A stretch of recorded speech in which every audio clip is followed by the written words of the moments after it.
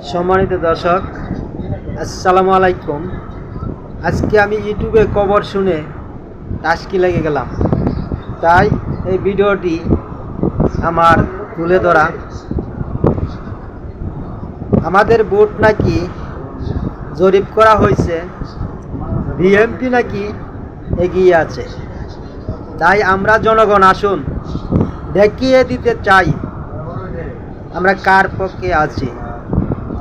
যদি এবারের নির্বাচন সুস্থ হয় তাহলে নিশ্চিত জামাত শিবিরের পক্ষে আমরা জনগণ আছি এবং থাকব।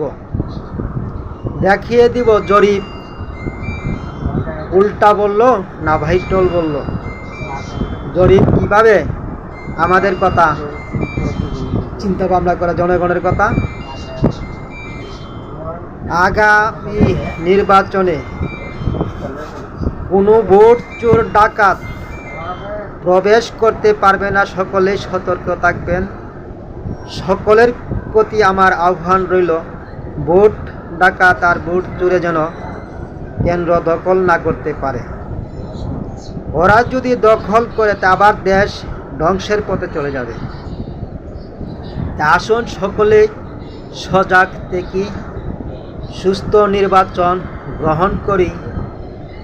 আমরা জামাতের পক্ষে ভোট দিব ইনশাল্লাহ, কথা দিলাম।